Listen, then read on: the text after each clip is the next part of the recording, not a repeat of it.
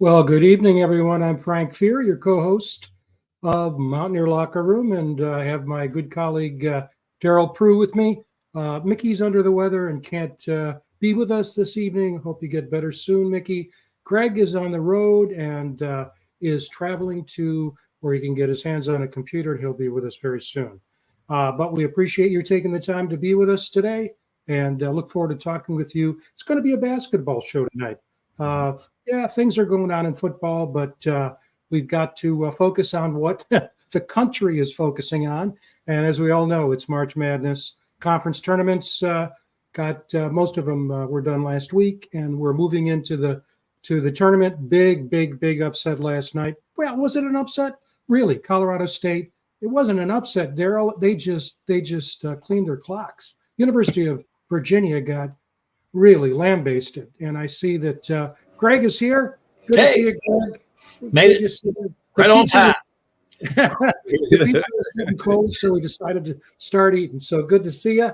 You're in Ohio as we speak. I'm in Ohio right now. Yeah, I just got back from Pittsburgh. I got up there and got in a mess of traffic, and that's why I was running late.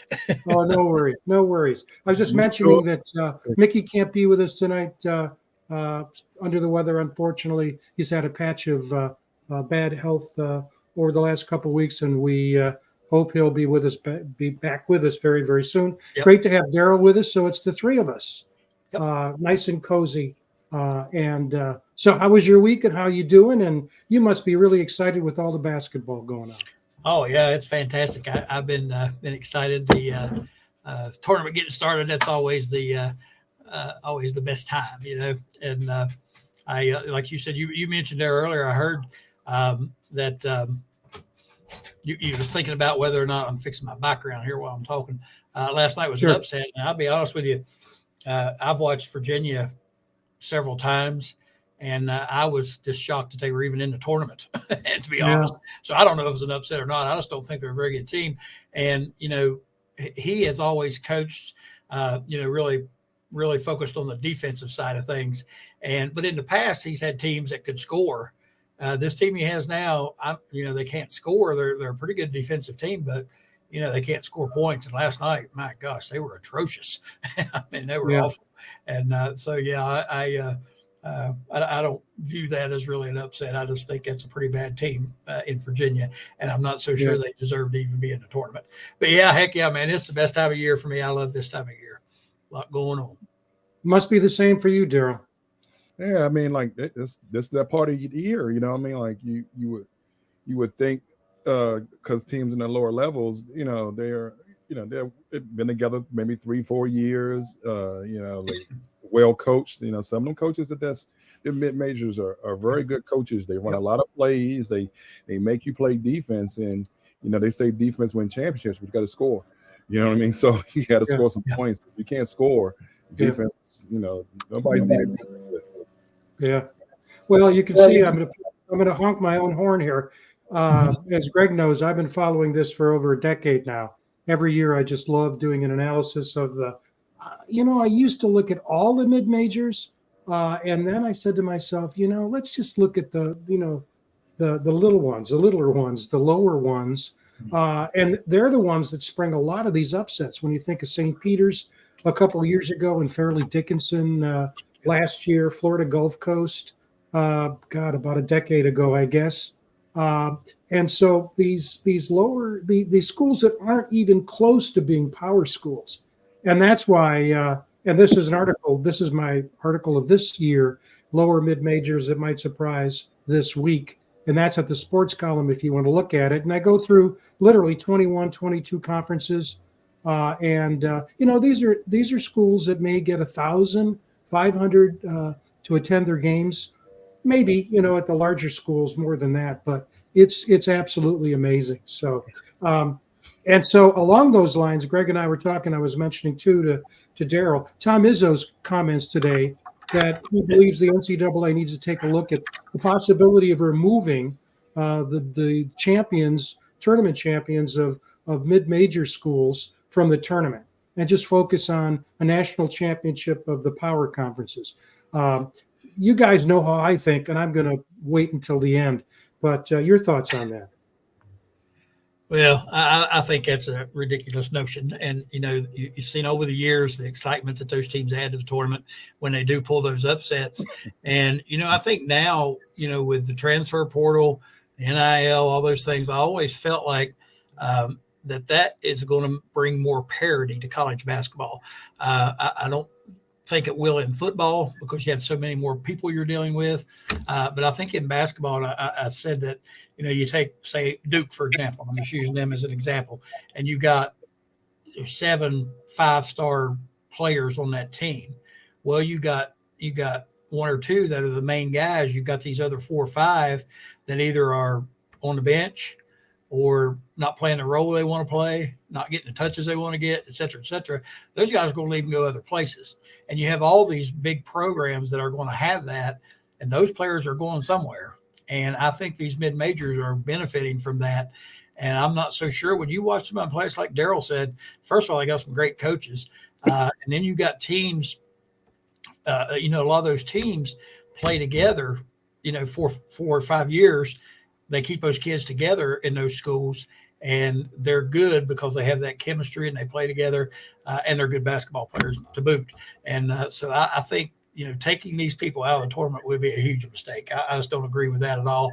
And, you look at Izzo's record against some of them. He's lost to quite a few of them, so maybe that's why he wants to get rid of them. I don't know. Yeah. In fact, one was up in your neck of the woods, over in your neck of the woods, Daryl. George Mason knocked him out and then made a run all the way to the Final Four. Your thoughts?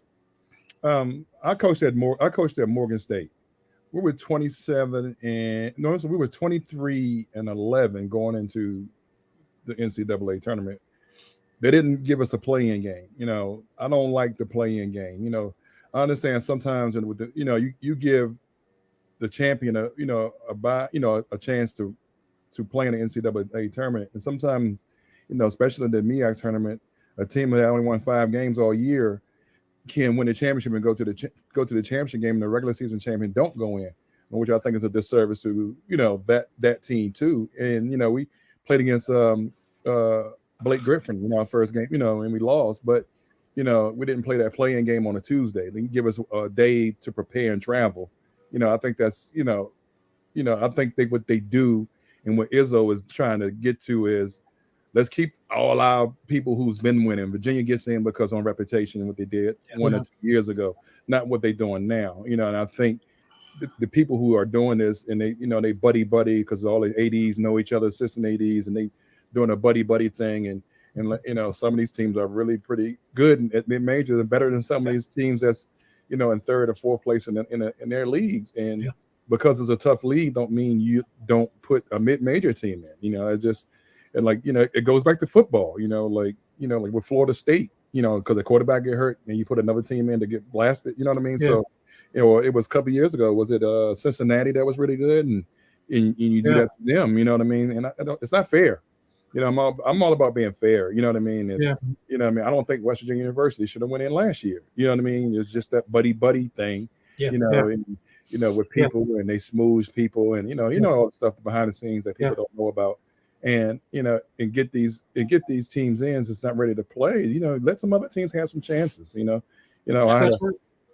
had a buddy of mine is coaching George Mason now, and he won almost 20-something games his first year and don't get a bid. Just because, you know what I mean? Like, if he was an established guy, he would be getting in, and that's not fair. You know what I mean?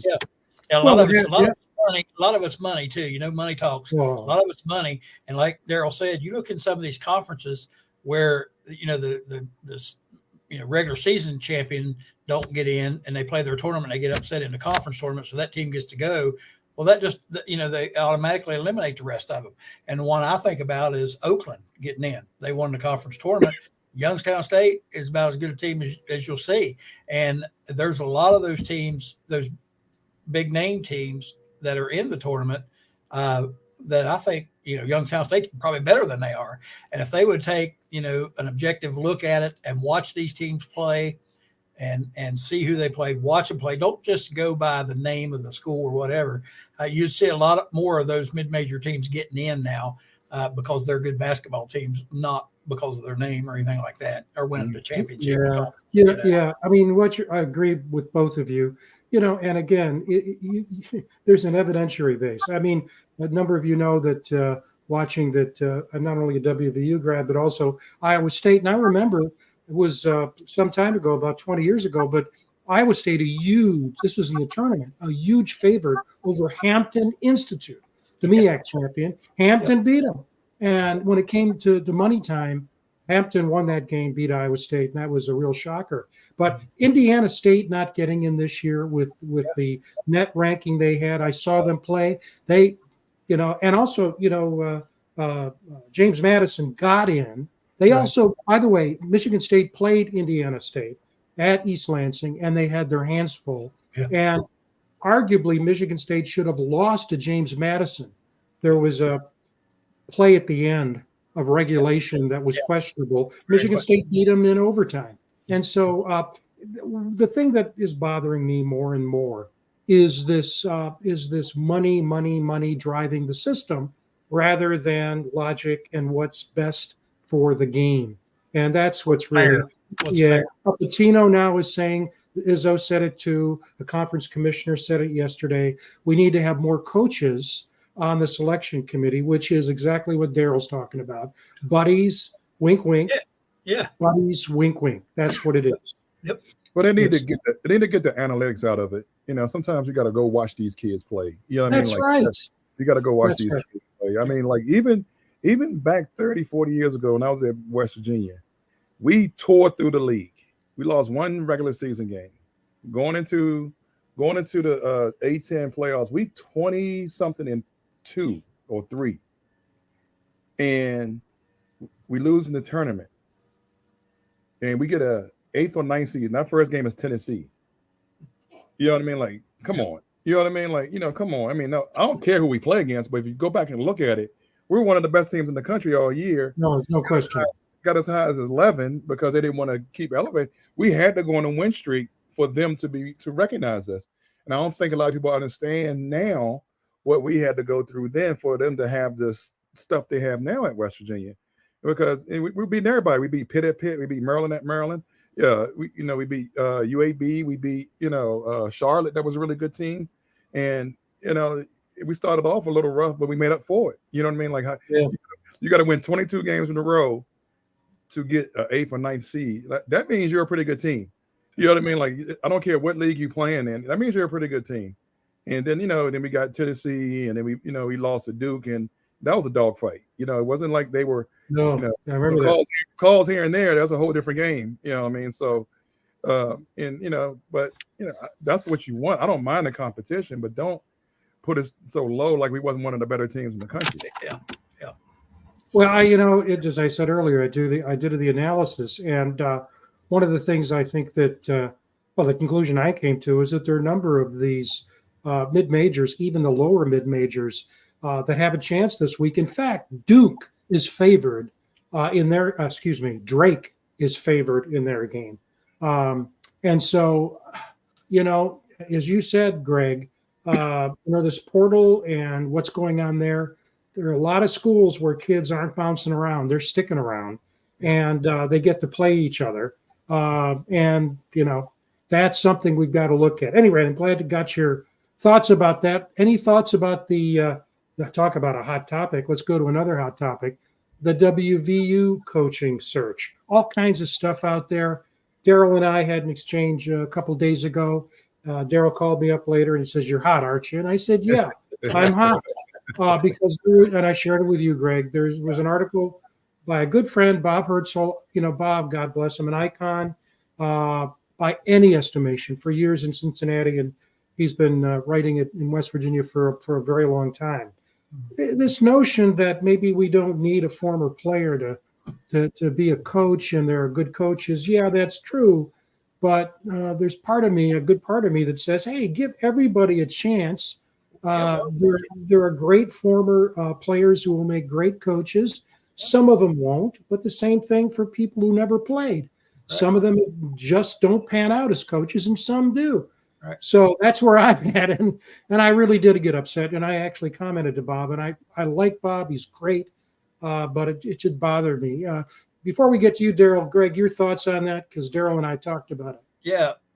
Why would you eliminate anybody before you ever start the process? I don't understand that. I mean, I would think you want the best fit for the program, whether it's a former player, whether it's a cheerleader, whatever it is, doesn't make any difference. If they're the best fit for the program, go give you the chance for success. Why would you eliminate them before you ever even start the process? And I'll be honest, down here in Morgantown, all I hear walking up and down the streets is they keep chanting "Prue." They were looking at me and saying, "Who are you?" You know, but it's Daryl Prue. I keep hearing, so I'm all about these former players being the coaches. But yeah, I just read an article today where, and I can't remember. I know the one is the coach at James Madison. What's his name? Bingham? Is that his name? Boynton or something? Yeah. I heard his name and then another, and I can't remember the other one's name. But, he's at Drake. Yeah. Heard those two, but I don't think you're going to hear these names right now. They haven't interviewed anybody. I don't think. Maybe they've talked to people behind the scenes. I don't know, but I just don't understand why you would even think about eliminating anybody before the process ever starts, because we obviously want the best person for the job. And, I think you got to interview people, talk to people, get their philosophies, see if it's what you're looking for. You've got people, Daryl, for example, who is a former player, but also has a great deal of coaching experience at a high level. And there's no reason at all that you wouldn't at least talk to Daryl and say, hey, tell me what your ideas are. And I don't understand eliminating anybody prior to the process even starting. I think that's absurd. Boy, this is we're throwing a real softball at you, Daryl. Now just get up to the plate and hit that baby out. Yeah, it bothered me a little bit too, Frank, because I just sent my resume. I just told Frank it was a week before that article comes out. I sent my resume to the AD and I sent it to the president. So I must have created a little. I must have lit the fire a little bit. Must have. That's all right. I didn't think I'll get hired, but I want to at least be a shot at the assistant job. But hey, I'll pick the head job. And I have so many ideas, and I have so many, it said it wouldn't work, but I think the alumni will help me more than anything else. I think I get that kind of backing from alumni from all over the place. Right. Gary Ford's son put something on Facebook, and it's like you said it when you went back and forth, Frank, and text. Why not Anthony Grant, African American who's done well, at Dayton, I mean? We talking about, no offense to the white coaches. What about some of these black coaches that's done well, you know what I mean? Yeah. And give them a chance. I don't, I'm not saying one is better than the other, but their names never come up. No. You know what I mean? My name will never come up. Darius Nichols will never come up. Eric Martin did a great job. He coach of the year in the MEAC this past year. Why not give him a shot? You know what I mean? He's awfully good. Yeah, he was really good, And why? But then you, like you said, you have an alumni like me and Darius Nichols, and we're sitting out here. We have a lot of information. I have my hands on players, and always will. And one of my players is second team All-American this year, Hunter Dickinson. Another one coming. A couple of years ago, I had Luca Garza. He was the first team All-American. So we have a lot of players that we're missing out on just because we're not using our resources. And I know Coach has, Huggs had his people with money people, but I would bring Catlett in as a consultant. You know what I mean? I'll bring another veteran coach in, have a crew that can recruit, another guy that can, help me with the X's and O's, and help build a program again, and not just, this team to team every year. You know what I mean? And I think that's what hurt them. It set them up a few years ago when they started doing it. And it set up this downfall, and Josh couldn't get up out of it. He's like an ocean and just kept trying to swim to the top, and the board just kept getting deeper on him. But it was not his fault because it was already planted, years ago with the portal. Well, I agree with everything you guys said. And I would say, and Darren and I talked about this, unless a decision really has already been made, a general person's agreement. You got the tournament. It's similar to the bowls. And I've been in situations where at a school where an announcement was made, not an announcement, but word got out that a school had hired another coach, and that coach was coaching in a bowl game, and his players heard about it. Yep. Of course, everybody has phones, and so they were sharing that. So it may well be that one of the coaches that has a team in the big dance. We already have a general person's agreement, and it's a done deal. And you're right. The names that keep on coming up are the coaches at JMU. Great team. I've seen them on television. And Drake. I've been a Drake fan for a number of years. Great coach. Just does a tremendous job. His son's a great player too. That may be the explanation. But well, and that may be. But again, I don't know. You do things like that. You look back a few years ago, and we had a fellow show up here by the name of Dan Dockage, and I think that was that's right. That was one of these behind the scenes type things, because his name, he just came out of nowhere. He was the coach, and you know what happened with that. And I'm thinking, you need to get people. I mean, you got to look at people in the eye and talk to them, and you got to be able to read people and understand people, and you got to hear their philosophy and their ideas and their plans. And I think if you just, you grab onto a name and that's who your guy is, and you stick with it, that may be your go-to route. I don't know, but to me, I think you limit yourself so much, and you possibly eliminate good candidates that could really be good coaches. I understand they got ideas of who they want, but at the same time, I don't know why you would shut anybody out and not talk to them. Yeah. And of course, we don't know that's the case. Right. But the fact of the matter is, if I had to predict, I'll predict that it'll be a mid-major coach with success that is in the tournament, and that it's a repeat of the Neil Brown hire, which makes sense, I think, for a school like West Virginia. May not make as much sense for a school like Michigan, for example, that's searching. But we'll just see what happens. We'll know soon. But guys, you well know we talk about then and now, and we've been talking about the now. But what we want to do today is to go back to the era that. Let me put this one up first. Put the wrong one up.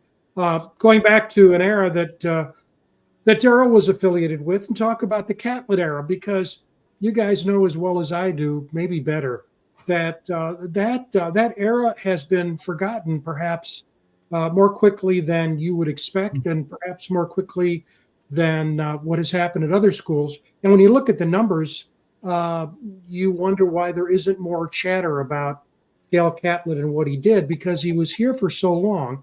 Those are the top 5 winners. We showed this last week shortly, the top 5 winners.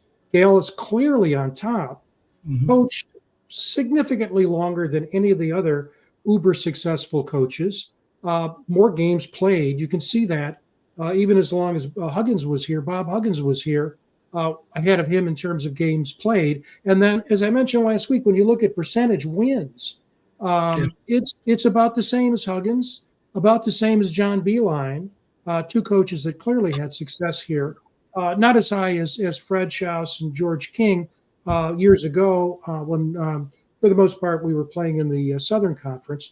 But still, it's pretty significant.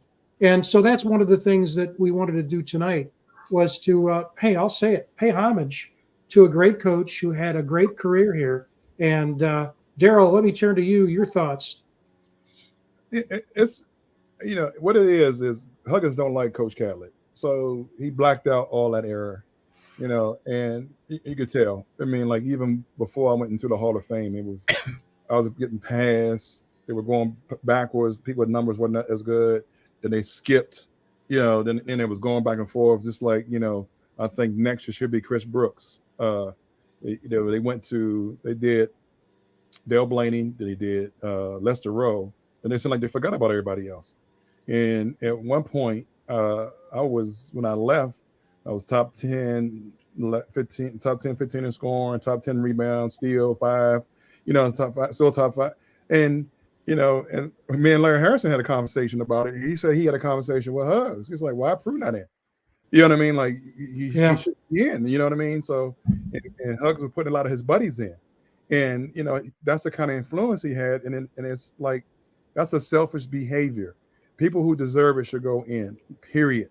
I don't care what sport. Period. And Catlett, he had done a great job. Before I got there, some of my teammates wasn't the high level guys. You know what I mean? And we played 5 or 6, 7 people my last year, and as it went on, more players starting to come.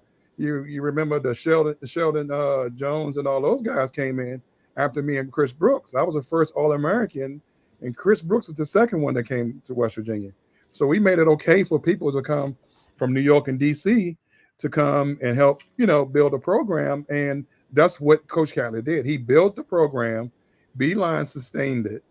Bob Huggins took it to, a couple, him and Beeline took it to a different level here and there. And that's what they did. They took it to a different level. You know what I mean? They didn't build it. It was already built before they got here. Right.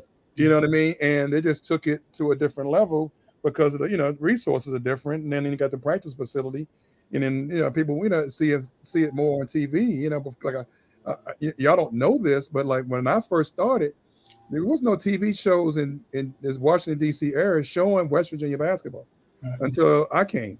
Then it was Comcast and Home Team Sports first and Comcast.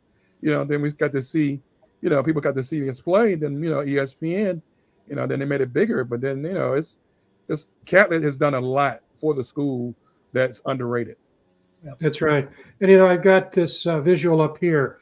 And, I had left WVU by the time Gale came after my time at WVU. So I had to follow West Virginia Mountaineers by distance.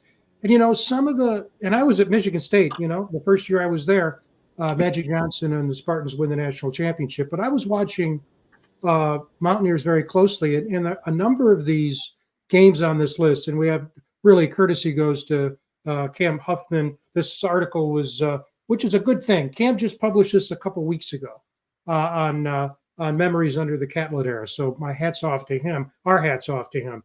But those games, I remember that Syracuse game in 2001. The game I remember too is that Tennessee game, that '89 tournament, that first round tournament. And if I recall, Daryl, you had come off an A10 tournament loss to Penn State. Yep. And then played Tennessee, and you and Herb Brooks carried that. Tennessee was tough that year. And, of course, that Cincinnati game I remember, I'm sure you attended some of these games, Greg. The UNLV game sticks out probably as much, if not more, than any of those.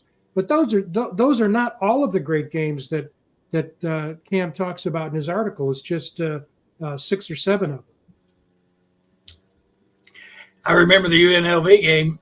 I was a junior in college at Glenville, and we came up and we slept on the sidewalk in front of the Coliseum to get in. Because back then, you didn't have like it is now with the students. You just rushed in, so we just get in with the students and go in and watch that game. And it's funny because several years later, after I started coaching, we were down in Charlotte at a coach's clinic, and Jerry Tarkanian was there. And I sat in a booth with him and Jim Valvano and had a few beers. And we talked about that game that night. And I'll never forget Jerry Tarkanian saying it was probably the best atmosphere that he ever played. He said, man, that place was rocking. He said, I remember that well, So I apologize, we didn't treat you very well at West Virginia, but you're welcome back. That's what I told him. Well, you cue me up here because I've got a clip of that game. And when you watch it, we'll talk. We have to talk over it when we watch it. But it's that style of Daryl. It's that style that you expect WVU to play, and you guys played. That there it is. This like is CB in there. Got to watch. Yeah, there you go. The CBS feed. But and Greg Jones was on fire. I think that may have been Tim Kearney that did that. But you just see Greg Jones just one shot after another. It's amazing when you see that. I mean, what a great basketball team, and what a great game, you know. And in those days, not many games were on national TV. But here we go, boom, and boom, and boom. He was such a talent, you know. Too bad he couldn't get himself Unbelievable. together. And then Tim Kearney gets in on the act. Yeah, But yeah, that is that's how we were taught to play at home. That's how we were taught to play at WVU at the Coliseum. Yeah. You know, Yeah. when I go back to I went back to a game this year, and I got the tickets, and I usually sit behind the bench or somewhere else. They had me behind the students. There's only that many students, free tickets. When I was there, the tickets went from the floor all the way to the top. Now they just have one small section, so you lose that atmosphere by trying to make all that money that a little bit of money that should be already going into the program. And you know what I mean? Like it's you take the students out of it, and it's I'll like mention something else. I'm sorry. Go ahead. Sorry, Daryl. Another thing about Coach Catlett that always stood out to me was, West Virginia, obviously, the population, we don't have the number of big time players that a lot of other places do, but the ones we had, he got them. And that's right. Years, if you watch, and we're familiar with it down where I live in Southern West Virginia, in Fayette County. He had 3 guys from Fayette County, play up there: Stevie Berger, Tracy Shelton, and PG Green. All 3 really, really, really good players, and he got the good players in the state. He got them, and that made it to me a lot cooler too, because we saw people we know. Yeah. That will play that's the games, right, and that's one of the reasons. That's one of the many reasons I like Coach Brown at football. His predecessor said it couldn't be done, and he's doing it. But you know what? We looked at Greg. I'll tell you, there's another guy that was pretty damn smooth. This guy right here. There we go. I'll tell you, you had balance, man. Hey, I have said that it was the sweetest jump shot you ever did see. Well, we're going to see it. Yes, here sir. it is. Oh yeah, and tremendous play underneath. Yeah. Oh yeah, good player inside, man. Tremendous play underneath. He was, rocking them short shorts too, man. You were a baller, I'll tell you. Yeah, he was a baller. Great stuff. I remember I got on Twitter when I first started getting on Twitter about 10 years ago. And here's the ceremony when you were inducted. Yeah. And someone said I wasn't big enough to play in the Big 12. I was like, "Are you serious?"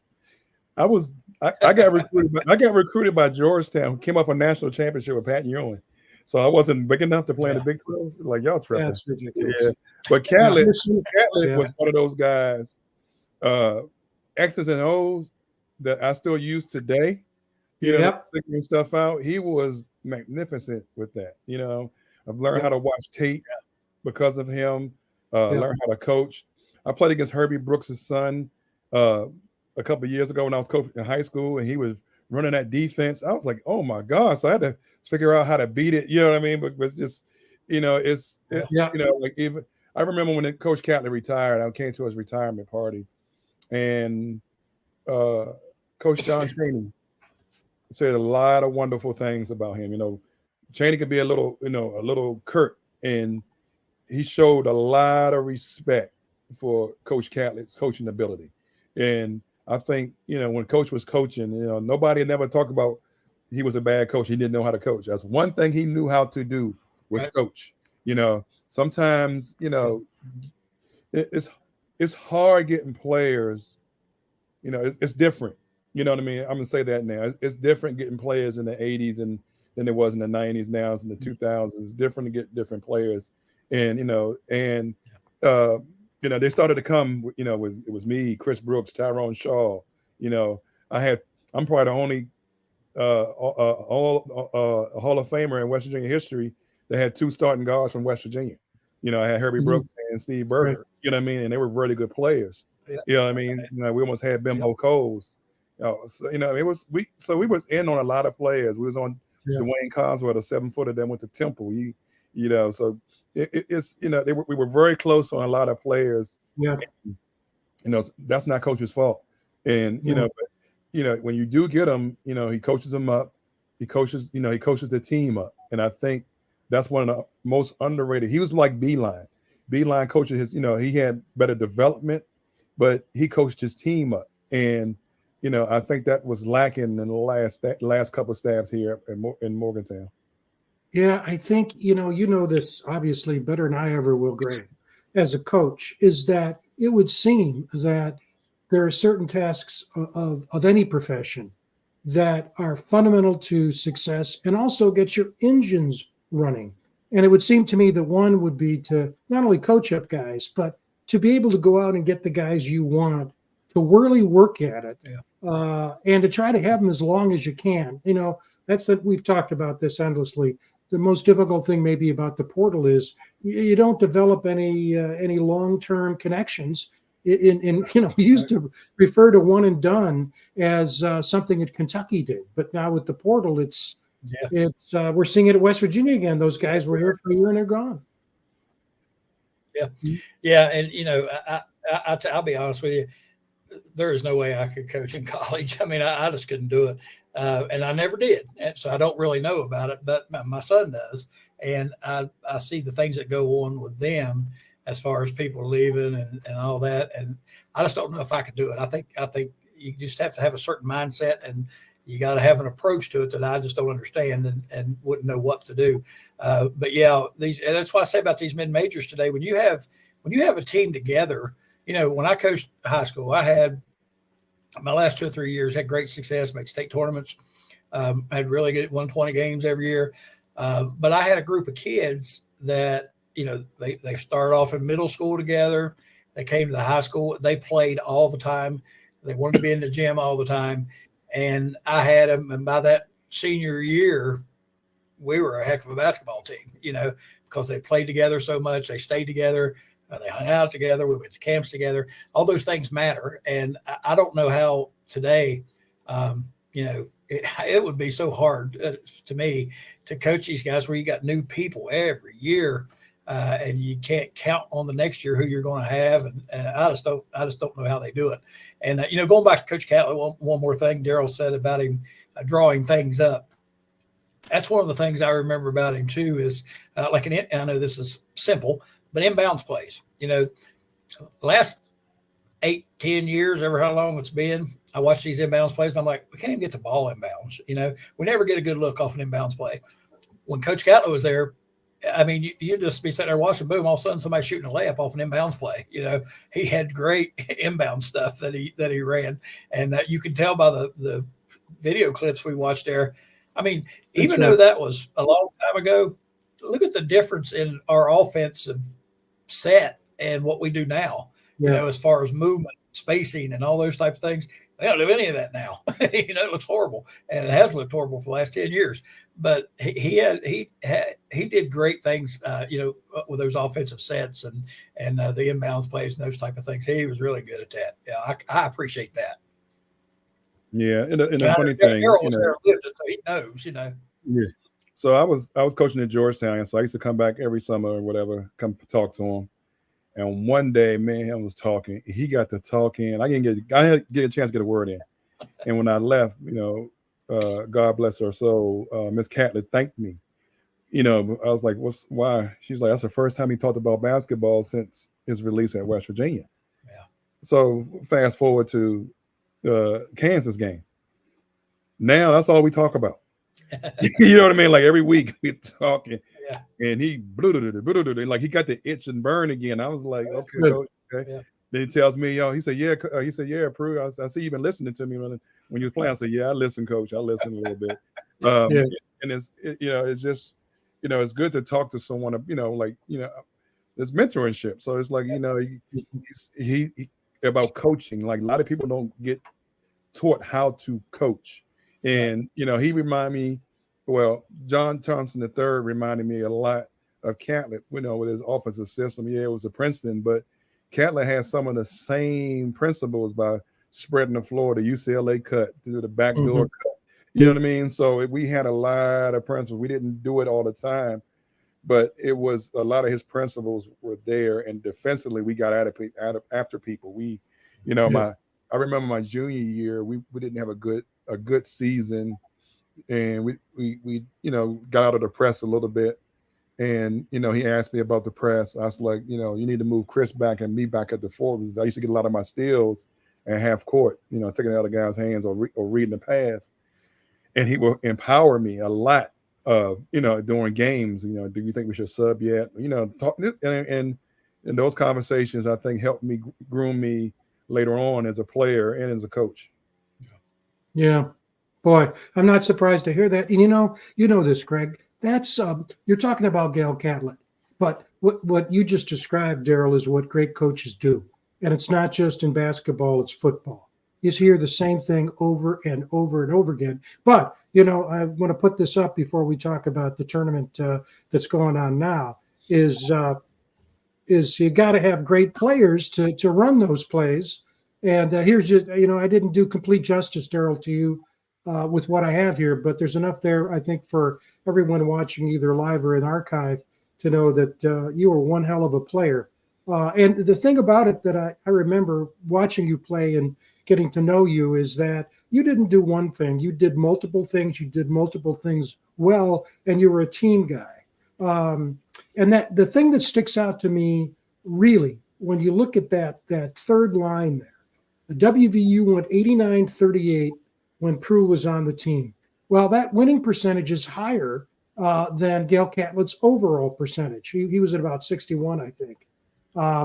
You were honored with Atlantic 10 all conference first and second team, and then obviously into the Hall of Fame. But to me, to be able to be with a great coach, for a great coach to have great players, and then I always say you can win. It's not that you can't win. You should win, and you won, and your teams won. Yeah, I mean, winning is a habit. You have to learn how to win. I was fortunate enough to come from a high school program that won. Come here, we won, and then you start figuring out ways how to win. It's it's not easy to learn how to win. These teams the last couple of years didn't know how to win. That's right. You get to this portal, do you get guys that know how to win? And a lot of these guys coming from the portal, they're just, the numbers look good, and we're not, you're not studying these guys and stuff like that. Then you're not building programs, and there's no way, I brought the 7-footer to campus. You know what I mean? There's no way you offer them later, but you treat them better. What I mean? It's like this kid is rolling right now. He's leaving tomorrow to go to Germany, playing the under 18 thing there. You know what I mean? You've shown me film of him, and Greg, this guy's good. He's really you're going to send me some tape so I can watch him. I'd like to check him out. I still got your number. Text me your number again. I got your number. Okay. Yeah, his name is Erg Reeby. I mean, he's still 17. That's the thing. He won't turn 18 until June. Wow. And great kid, great family. I met the sister, the mother and the father. They come over to watch his games. You know what I mean? So, and he's, he, as the season went on, he started playing better. But you say you got to have good players, but with that, you got to treat them right. You know what I mean? I don't know what happened a couple of years ago with the kid that transferred to Baylor. You know what I mean? You just can't. Some of these coaches and all of them not saints. Big John Thompson did the same thing to a lot of players there. And you alienate these guys. Some guys don't want to play for people like that. And, you can't keep guys if you keep, being bullish and about your ways. Sometimes, a lot of these coaches, the Patinos of the world, the Izzos of the world, with the entitlement they have as coaches. I know. I'm gonna get somebody else and I don't have to worry about you. No, sometimes you got to, keep what you have. Yeah. And hopefully with this portal, you know what I mean? You can keep and build and build and build and not worry about the major programs or, NCAA has to look at it different and do it differently. No, you know what I mean? Yeah. It is what it is. You know what I mean? So, yeah. I was thinking about as you're talking that not too far from campus is Duquesne. Hadn't heard a lot about Duquesne over the years, but they've got a great coach. They're in the tournament, and they've got a premier player up there. These mid majors, every single one has one player that sticks out. I've been watching a lot of St. Peter's, and they have a kid from Arkansas ended up in Jersey City and plays for St. Peter's, and he's something. And they're playing against Tennessee.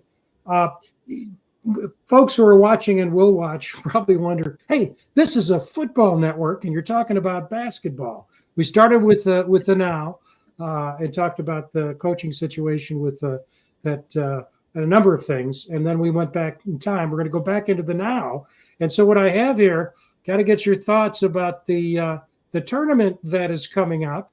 And let me see if I can position us over here so we can see everybody. Hey, Frank, I was going to say, basketball has locker rooms too. So that's right.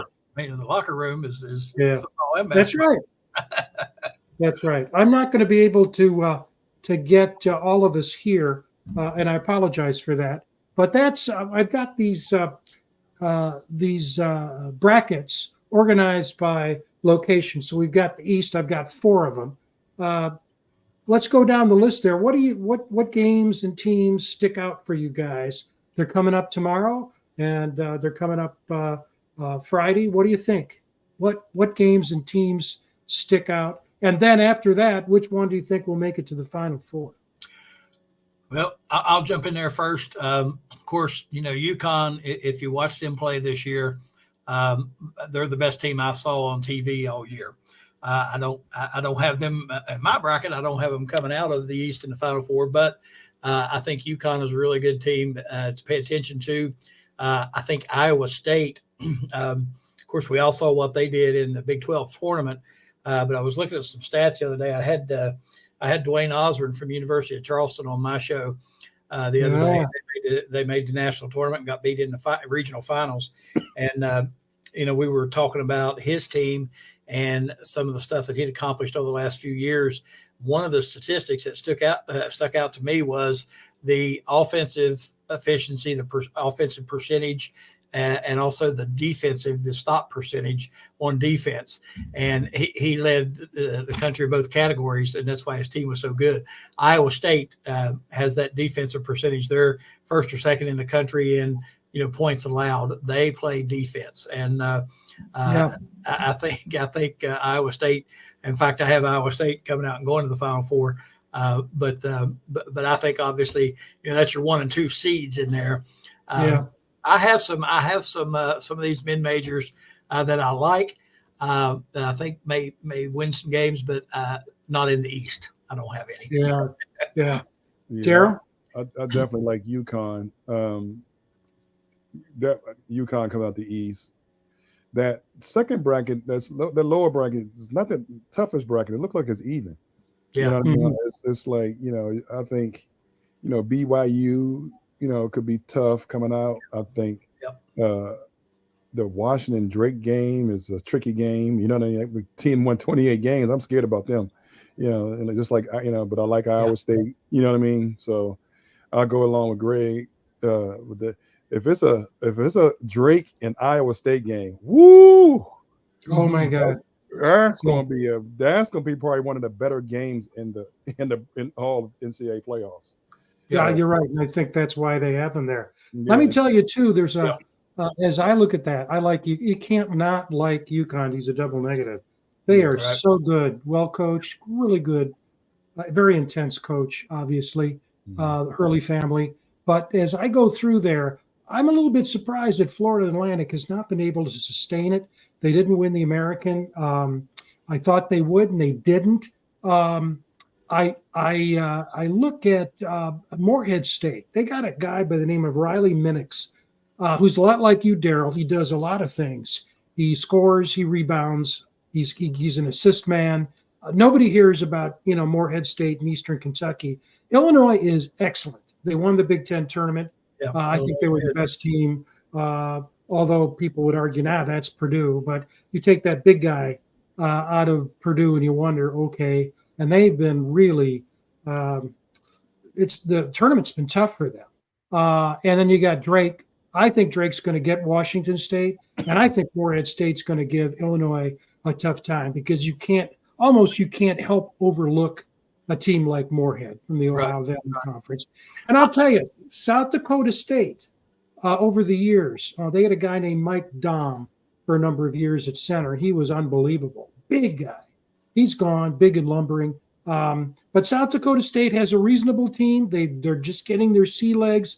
Iowa State can't look by them, but you know, I think one more, Frank, I like in there too is UAB. I think a lot of people overlook them. Yeah. Although that's a pretty good basketball team. I watched them a You couple bet. times, and you know, I think that might be somebody to watch. That might be one of those 5-12s upsets. That's usually yeah. This is why I can't, on the face of it, Isso's proposal. I give you another one. That Auburn and Yale game ain't no. It's not a. That's not an easy victory for Auburn. You know, that I watched that Ivy League tournament. You know, they only go with 4 teams, top 4 teams, and Brown made it. They were 4th and had a losing record on year, and Yale beat them in the last second.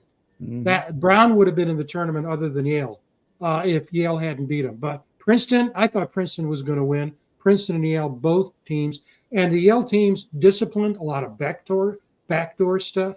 I agree with you. Here's the West. Yep. So here we got North Carolina, we got Baylor, we got Dayton, we got St. Mary's, my Michigan State there. What do you guys think? Start with you, Daryl, then we'll go to Greg. Well, I'm looking at the Michigan State Mississippi State game. That's going to be a toss-up, I think. But that Grand Canyon and St. Mary's. That Grand Canyon. Nobody knows nothing about Grand Canyon. They almost have 30 wins for the season. Yeah. Another Drew as a coach. Yeah. Then I'm looking at that New Mexico and Clemson game. Boy, New Mexico's good. And what else? So I'm getting Arizona out of this. Arizona. Yeah, I am too. I'm gonna say this: Arizona or Dayton. Dayton is, you know, people who don't know Dayton, don't follow Dayton, don't realize how basketball crazy the folks in that area are. That stadium, that facility is always filled. They just do a great job. They love their Flyers. Yeah. And I like North Carolina, but I also like Alabama. Yeah. Like Alabama. So they just haven't been consistent for one reason or another, and I love their coach. But at any rate, Greg, your thoughts? Well, obviously, you got to like North Carolina. I mean, they're a very good basketball team. Watch them. I thought this bracket, this side was the weaker bracket. I think St. Mary's is a really good team, but the one team that I look at here is New Mexico over Clemson. I think that's a good bet, and because that New Mexico team is very, very, very good. Oh, are they? Yeah, they're really, really good. Dayton's good too. You know, one team in here that I know is a good team. I've watched them, and I watch them every year, and I pick them in my bracket every year, and I have them going to the Final Four every year, and they always get beat, and that's Arizona in the second round. And so that's going to be one of my. I know you mentioned in our pre-talks about this who we thought we might see get upset, get knocked out. Arizona is going to be on my list because every year I pick them to go out, and they never do. Yeah. But I really like New Mexico. I think that's going to be an interesting game to watch. Well, always interesting when a WVU player transfers. We watch Baylor and other teams. Is Bell's not starting anymore at center, but he comes in, and boy, he's a space eater, and he's playing in the middle for Mississippi State. Yeah. So that'll be interesting. And I'll tell you what's interesting about this, because I follow the mid-majors, St. Mary's is the highest ranked team on the net, number 15 of all 362 major playing teams. St. Mary's is number 15. Nobody's near them from a mid-major perspective. And I think Grand Canyon's going to knock them off. Grand Canyon is the best team nobody's heard of. Yeah. Plays in the WAC. Surprised. Yeah. And, you know, if I gave you guys a test and said, name 4 teams in the Western Athletic Conference, as much as knowledgeable as you two are, you wouldn't be able to do it. I mean, it's just that is a league that used to be, Texas Christian used to be in the WAC. Arizona State used to be in the WAC. But now and New Mexico State left. They're now in Conference USA. So Grand Canyon now is the heir apparent to the crown of the WAC. They don't play a really strong schedule, but watch for Grand Canyon. Great great coach team, and let's keep on going. And we're going to do the South now, and we'll continue with you, Greg. What do you think about the South? You got Houston there, and Yeah, and I look at Houston. Houston, they're really good, so athletic, long, fast, quick. But they're a lot like Arizona. They always seem to disappoint. So I don't have them coming out of this out of the South. Again, I think this side is a little more tougher than the East West. Yeah, I like Kentucky. Kentucky has really started playing good basketball here in the last couple of weeks of the season. Finally, they got some people healthy, and really started playing really, really well. So I kind of like Kentucky coming out of the South. The mid majors there, I for whatever reason, I'm pulling for James Madison. I would love to see them, but that Wisconsin team's pretty good. So I don't know if they can get Wisconsin or not. But I think I don't think Vermont's going to beat Duke, but I don't think Duke's going to go real far in this. I've got them going out fairly early as well. Yeah. But I mean, there's some teams here. Marquette, I think, is really good. Nebraska's a decent team. I mean, there's some good teams over there, and you would think, Houston. If you look at all of it from afar, Houston and Kentucky obviously would be the teams that you would think would ultimately get out there. But I don't see that. I think Kentucky is. I don't think Houston will. And I don't know what it is about Houston. Again, they're a lot like Arizona. They can be so good, but then all of a sudden just fall apart, And That's you saw what Iowa State did to them. So, they're vulnerable. And, Iowa State absolutely destroyed them. And, getting beat is one thing, but when you get crabbed like that, they crushed them. When that happens, you got to question a little bit that there is not some faults in that team that Iowa State figured out. So I see them going out, but I do like Kentucky coming out of the South. Yeah, that was the biggest loss for a number one team since Houston beat UCLA in 1968. That's amazing. The same team being on the either end of that. I'll tell you though, James Madison is a damn good team. Yes, they are. They played Marshall. Wisconsin, you just never know which Wisconsin's going to show up. Right. Is that the team knock off?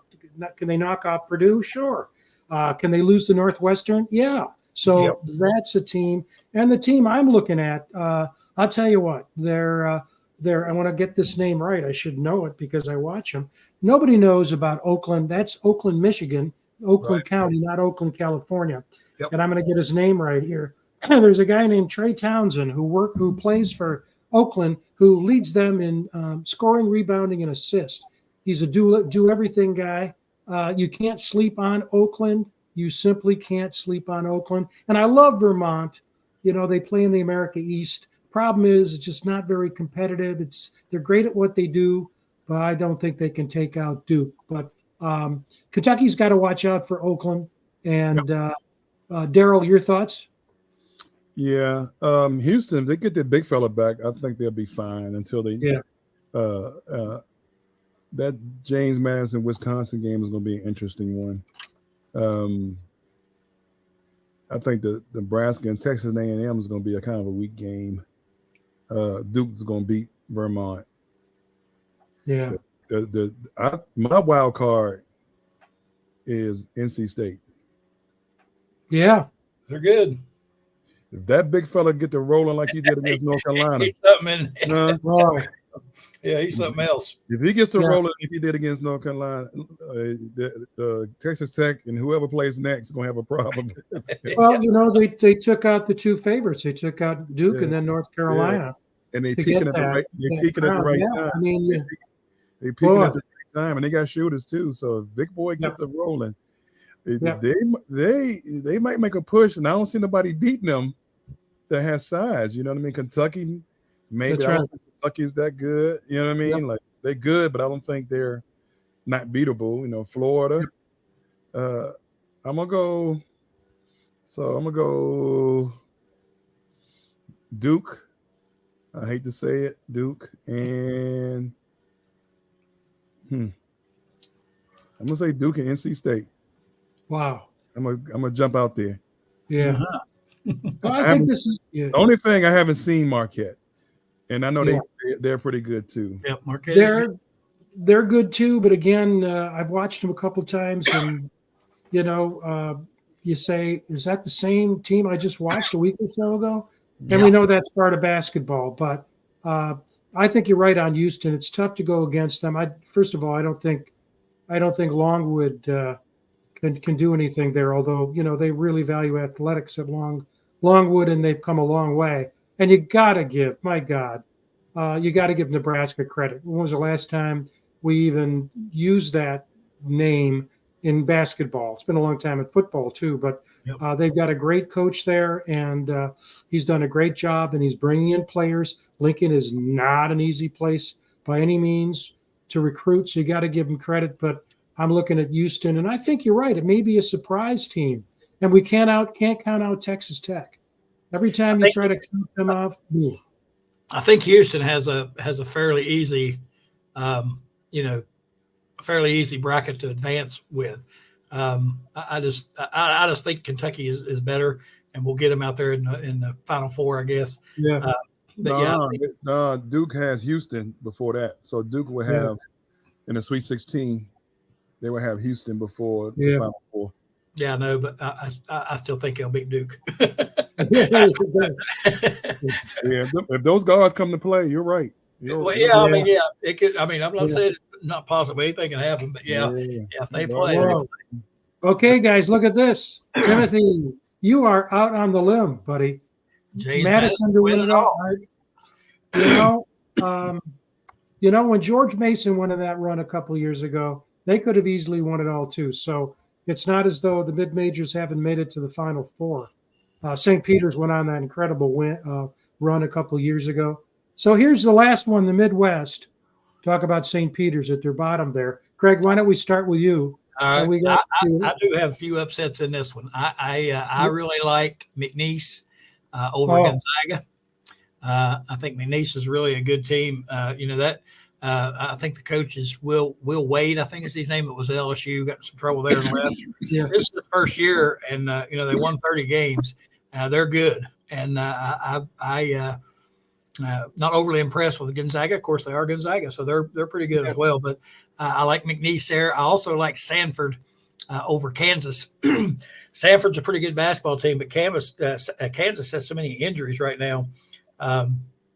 Their two best players are out, and I see a possible upset there with Sanford upsetting Kansas. I'm not, I don't know that I would bet a whole lot of money on it, but I sure do like them. But Purdue again, Purdue is again like Arizona. It's one of those teams that, they show up one night are great, and then next time you watch them, they're just so. You would think, looking at their roster, they would be by far and away the best team in the country. But there's some weaknesses there as well. So, I don't think Purdue will get beat early, but I do think they're going to lose. I don't think they're going to advance out of the Midwest. And I'll be honest, who I really like to advance is Creighton. And they play Akron first game. It should be a pretty good game. But I really like Creighton, and I even actually have Creighton making it to the Final Four. So I think obviously they're going to come out of the Midwest. But I do see a few upsets in this Midwest. Good. Daryl. Yeah, I like Purdue until, either in the Sweet 16, if they have, if a McNeese State is there, they might have a problem with that. But if they don't have that, I think they're fine. The bottom half, so I got Purdue, Kansas. I think Hunter comes back, but the other best player is out. He's out. Yeah. So South Carolina and Oregon, Oregon, they out in the Midwest. No, in Pittsburgh actually. Creighton and Akron. I like Creighton, Texas, and Colorado State. I'll give Texas that one, but I like Tennessee out of that bottom bracket. Yeah. I think I don't think it's as strong as the other couple of brackets we saw.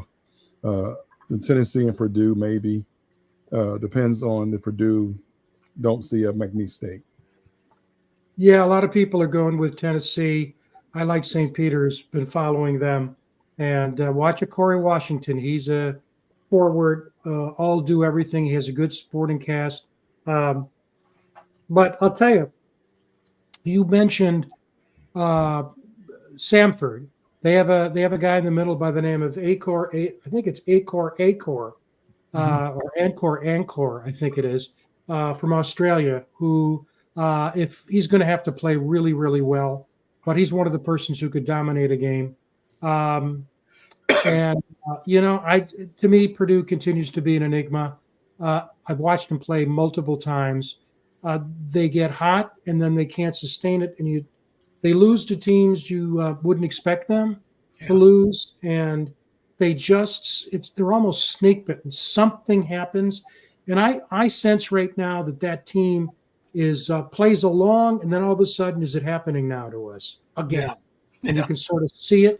But boy, I'll tell you, if they don't do it this year, when are they ever going to do it? And I love McNeese. Gonzaga St. Mary's beat him 2 out of 3 times this year in the West Coast Conference, beat him in the regular season, and then split the regular season, and then beat him in the conference championship game. And it wasn't, they broke a sweat, obviously, but it wasn't like, oh my God, how do we do that? Were we lucky? No, they're a better team than St. Mary's, I think. So, and I think you're right about Creighton. A lot of people, it's interesting because the committee was not very kind to the Big East this year. St. John's didn't get in, Seton Hall didn't get in, Providence didn't get in. Those 3 teams didn't get in. Pitino obviously is pissed that St. John's didn't get in. But Creighton can go on a run if any team can. But anyway, well, that's great, guys. Great thoughts. Any final thoughts tonight before we bid everyone good night? Just can't wait for it to get started. I love the March Madness. Yeah, that's for sure. Daryl? One more salute to Coach Catlett. Like I said, like Beeline was great. Huggins was great, but the foundation was already there. Sometimes people forget, they just build on, which there's nothing wrong with building on to a foundation. But the foundation was already created. And I think, as we get older, some people haven't been around, they don't understand. It's sad that, those pictures on the wall in the Coliseum has been up there a few years up until the Kentucky game. Coach Catlett hasn't seen it. I had to walk him around. I had to walk him around so he could see it, his own picture. Yeah. Not just mine, but his, you know what I mean? And there was no ceremony for it because of the disdain in the programs that, with the older players that play for Catlett, Coach Catlett, that, Hugs don't like him, and you don't have a ceremony for something like that. Like why? Yeah. I don't understand. Every other program in the country will have a program for that unveiling of those pictures, and it's history. You can't forget our history. So it's like Fred Shouts, and we don't forget about Fred Shouts. We don't forget about Bob Huntley and Jerry West. You can't pick what you forget and what you remember. So don't rewrite it. That's right. Yeah, right, exactly. Yeah, the thing that brings up too, and I was going to say it earlier, and what you're saying now reminds it, and I'll say it again. I'm a sociologist. That's what I did for a living. And so you look at social relations, you look at social patterns, you look at institutions. One of the challenges that in all fields, but we can see it in athletics because it's more public. We don't know what's happening on the inside of IBM unless you work there, but you see what's going on. And one of the real challenges in college athletics is when a coach has been around for an extended period of time, there often comes a time when the coach is bigger than the program. It becomes person dependent. I hate to say this, and I may not live through the night because Penn State fans will come through my front door, but that happened at Penn State with Paterno. It certainly happened with Woody Hayes at Ohio State, and I can go on, and there are other players. You got to give Saban, you got to give Nick Saban a lot of credit. He wasn't bigger than the Alabama program. He respected it, even though he has a statue out there. And Gale Catlett was there for 24 years, and he was never bigger than the program. That's right. Yep. Yeah, and I don't think we can say that about all the coaches at West Virginia. That's right. And the beauty of that is that when you leave, you don't have to engage in, well, I'll just tell you this. And again, I may not live through the night. There may be people coming through the front door. But the fact of the matter is, as a sociologist, I'm telling you, the evidentiary base is always the same. When someone becomes bigger than the program, when they go, it's Humpty Dumpty is falling off the wall, and you've got to pick up the pieces. Yep. That's always happens. Yeah. You look at how long look at Michigan and Bo lift, how long it took for them to get their sea legs. Yeah. And so God bless, Gale Catlett, that didn't happen. The last few years were not as good. In fact, the last season was not good at all. But the program hadn't fallen flat. And that's why you were able to get people like John Beeline in and then Hugs and so on. So, that's right. Yeah, I better get off my soapbox here. Frank, I'm impressed by these players' names and coaches' names you throw out. I can't remember my own family members' names, and you're throwing out all these names. Like the center for Sanford and stuff like that. I'm like, man, I don't know where you come up with all this stuff. I'll tell you what. Well, I'm a nerd. That's right. That's why.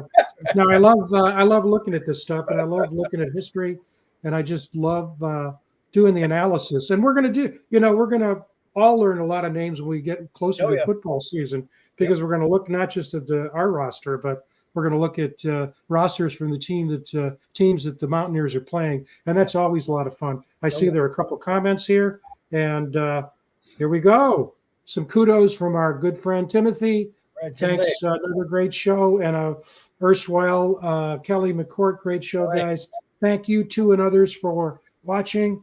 Always an honor. We'll be back to football mostly next week. For Daryl and for Greg, I'm Frank. Thanks so much for watching. Have a great week. Enjoy the basketball. We'll see you next week, 7 p.m. on Wednesday. See you.